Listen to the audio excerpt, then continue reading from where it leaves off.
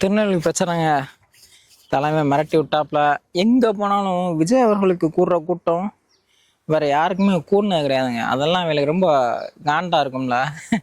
இந்த முக்கியமாக போலீஸ்காரங்களுக்கே அவ்வளோ இதாக இருக்கும். என்னடா மற்றவங்கன்னா கூட நம்ம ஈஸியாக சமாளிச்சுட்டு போயிடலாம், இந்த ஆள் வந்தால் மட்டும் போட்டு நம்மளை போட்டு பாடா படுத்துறாங்களே அப்படிங்கிற அளவுக்கு இருந்திருக்கும் அவங்களோட மனநிலை. என்னன்னா திருநெல்வேலியில் நிறையா பேசினாப்புல. அதில் ஹைலைட்டான விஷயங்கள் நம்ம இதை நாங்குநேரி பிரச்சனைகள், அப்புறம் விளாத்திக்குளம் பிரச்சனை, இப்படி எல்லாத்தையும் பேசினாரு.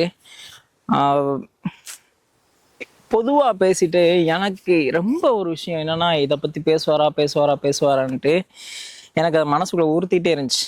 என்னன்னா, அதை ஆரம்பிச்சது எப்படின்னா, நம்மளுக்கு நெருக்கடி கொடுக்குற அளவுக்கு ரொம்ப அவங்க முயற்சி பண்ணாங்க. கிட்டத்தட்ட கரூர் ஸ்டாம்பேடில் நமக்கு சம்மந்தமே இல்லைங்கும் போது நம்ம மேலே தப்பு இல்லை, ஆனால் பழைய தூக்கி நம்ம மேலே போட்டாங்க.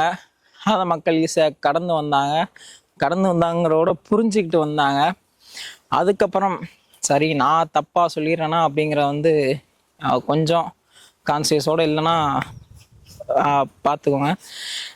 அதுக்கப்புறம் எஸ்ஓபியை போட்டாங்க, ஜனநாயக இஷ்யூ கொண்டு வந்தாங்க. இதெல்லாம் பேசிகிட்டே இருக்கும்போது எனக்கு மனசுக்குள்ள அந்த ஒரு உறுத்தல் இருந்துக்கிட்டே இருந்துச்சு. நம்ம தலைமை இதை பற்றி பேசுவானா அப்படின்ட்டு அந்த ஒரு உறுத்தல் இருந்துக்கிட்டே இருந்துச்சு.